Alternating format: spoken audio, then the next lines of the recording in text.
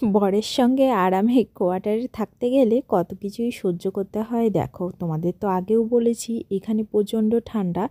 জানলার সামনে কিন্তু কুলার রয়েছে, মানে বাইরের দিকটায়। তো ওটা তো আর সরিয়ে অন্য কোথাও রাখতে পারবো না, ঘরে এমনিই অনেক জিনিসপত্র রয়েছে। আর ওটা পুরো পার্মানেন্ট ওইখানে সেটিং টাইপের করা রয়েছে, সেই কারণে কাচের জানলাটা খোলা। আর এই জানলাটা তো বন্ধ রয়েছে, অনেক কিছু দেওয়া রয়েছে এখানে, কার্টুন দেওয়া রয়েছে বাইরে দিয়ে, কার্টনগুলো দেওয়া রয়েছে। তারপর একটা মানে কি বলবো, আমি পাপোশ টাইপের বানিয়েছিলাম পঞ্চ দিয়ে, সেগুলো সামনে দিয়ে দিয়ে দিয়েছি। তাও মানে এত হাওয়া ঢোকে রাত্রেবেলা, ওই কোণার দিকে কেউ শুতেই চায় না, মানে ঠেলাঠেলি টাইপের বেঁধে যায়, এরকমই একটা অবস্থা যে ওই কোণায় কে শোবে কে শোবে না। তাই ভাবলাম যে এই পেপারগুলো লাগিয়ে, মানে আঠা দিয়ে পেপারগুলো, ওই জালিগুলো একটু বন্ধ করে দিই, যদি একটু হাওয়াটা কম হয়, এই আর কি।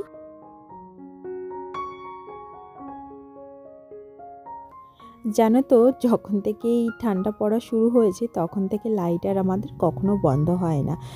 সারাদিন ঘরের মধ্যে লাইট জ্বলতেই থাকে, রান্নাঘরেও যখন রান্না করি তখনও লাইট জ্বালানো থাকে।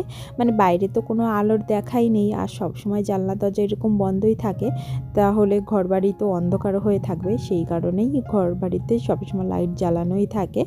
আর যতই অন্ধকার থাকুক না কেন, বোঝা যাচ্ছিল যে বেডশিটটা অনেক দিন হয়ে গেছে, নোংরা হয়েছে। তাই বেডশিটটা উঠিয়ে দিলাম আর নতুন একটা বেডশিট পেতে দিলাম। আজ ধোবো কিনা সেটা বলতে পারছি না, কারণ প্রচুর জামা কাপড় রয়েছে। দেখলে তো বাইরের কি অবস্থা, আর এক বালতি পুরো জামা কাপড় কালকেরটা রয়েছে। গাছগুলো দেখো কি অবস্থা হয়ে গেছে, কি সুন্দর ছিল এই গাছগুলো, এই ফুল ফুটতো নয়নতারা গাছগুলো। আর তুলসী গাছটা তো মানে মরেই যাচ্ছে, কদিন আস্তে আস্তে না সমস্ত গাছগুলো এরকম পাতা ঝরে পুরো নষ্ট হয়ে যাবে। তাই ভাবছি যে এই সাইডের গাছগুলো এখনই পাতা ঝরা শুরু হয়ে গেছে, নোংরা হয়ে যাচ্ছে জায়গাটা বাইরে। তাই ভাবলাম যে গাছগুলো না একদিন একটু সময় করে উঠিয়ে ফেলতে হবে। অনেকক্ষণ জল ঘাটাঘাটি করে একদম ঠান্ডা লেগে গেছে, তাই ভাবলাম একটু গরম গরম চা খেয়ে নিই আদা দিয়ে, তাহলে আবার কাজে এনার্জি পাবো। ঝটপট করে ওই জন্য চাটা বানিয়ে নিচ্ছি। আর সকালে টিফিন তো বানানোই রয়েছে, মানে তোমাদের দাদাভাইকে যেটা বানিয়ে দিয়েছিলাম সেটাই আমি খেয়ে নেব। সকালে আলাদা করে আর কিছুই বানাতে হয় না, ওই একবারেই আমাদের দুজনের জন্য হয়ে যায়। আর যেদিন হয়তো তোমাদের দাদাভাই কোনো রুটি কিংবা ডিমের অমলেট খেয়ে গেল, কিংবা অন্য কিছু যেটা তোমার দাদা ভাইয়ের হয়ে যাবে, আর বাদবাকি আমি ওই কিছু না কিছু একটা জোগাড় করে খেয়ে নিই নিজের জন্য। আর ওই সেরকম তামঝাম করে কিছুই বানানো লাগে না। তা আবারও এই যে ধোসার ব্যাটার বানিয়ে রেখে দিচ্ছি। তোমাদের দাদাভাই তো মানে ভীষণই ভালো লেগেছে। আর এখন তো ফুলে বেশি বড় মানে বেশি হচ্ছে না, সেই কারণে না যেইটুক ব্যাটার সেইটুকু থেকে যাচ্ছে, না হলে এইটা আরও দ্বিগুণ হয়ে যেত জানো তো, খেতে আরও সুস্বাদু হতো, মানে ক্রাঞ্চি হতো। ওই যা যা দিলাম ওর মধ্যে, ওই জিরে আগের দিন যা যা বলেছিলাম তোমাদের তাই তাই দিয়ে ভালো করে মেখে রেখে দিলাম, রাত্রের দিকে হয়তো বানাবো। হলুদ শেষ হয়ে গেছিলো, হলুদ একটু ভরে রাখলাম।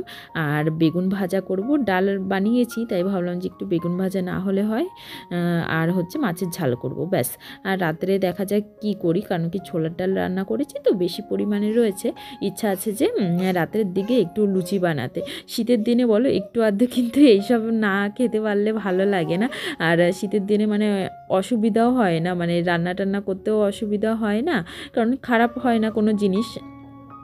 আর মানে খাওয়ার জন্য কোনো অসুবিধা হয় না। আর গরমে তো এত অস্বস্তিকর লাগে, কোনো কিছুই ভাল লাগে না, শুধু মনে হয় যে পেট ভরে জল খেয়ে একটু ঠান্ডা কোনো জায়গায় চুপচাপ বসে থাকি, এরকমই অবস্থা থাকে। তো হ্যালো এভরিওয়ান, কেমন আছো তোমরা সবাই? আশা করছি সবাই ভালো আছো, আমরা কিন্তু বেশ ভালো আছি। আমি শিউলি, আমার নতুন একটা ব্লগে তোমাদের ওয়েলকাম। আমার মানি প্ল্যান্ট গাছগুলোর খুবই দুর্দশা, তা এইগুলোকে একটু ঠিকঠাক করে রাখছি যদি বাঁচানো যায়। ঘরের ভিতর রান্নাঘরে যেই গাছটা রয়েছে না, সেটাই দেখছি একটু গ্রোথ হচ্ছে, তাই একটা দড়ির সাহায্যে ওটাকে একটু উঁচু করার চেষ্টা করছি। আর এই গাছটার কি যে অবস্থা, 3টে পাতা এনেছিলাম, সেই 3টে পাতাই রয়েছে, একটা পাতাও কিন্তু এক্সট্রা জন্মায়নি না। এই পাতাগুলো একটু বড় হয়েছে 3-4 মাসে, জানি না ওর কি হবে। ওরকম যদি থাকতে চায় ও থাকুক, কোনো ব্যাপার না, ও মরে না গেলেই হবে। আর এদিকে ফ্রিজটাও একটু ক্লিন করে নিচ্ছি। দেখো ওইদিকে রান্না টান্না বসিয়ে দিয়ে এসে কিন্তু কিন্তু এদিকে আমি ঘরবাড়ির কাজে লেগে পড়েছি। রোজকার কিন্তু এরকমই আমি করি। আর স্নানটা আমি পরেই করেছিলাম সমস্ত কাজকর্ম করে। এখন আমার এই জটাধারী চুলটা আমি ছাড়িয়ে নিচ্ছি। আর মনে হচ্ছে যে এইখান থেকে যখন বাড়ি যাব পুরো টাক মাথা হয়েই যাব, এত পরিমাণে হেয়ার ফল হচ্ছে। চলো আজকের ভিডিওটা এই পর্যন্তই রাখলাম, কেমন লাগলো অবশ্যই জানিও।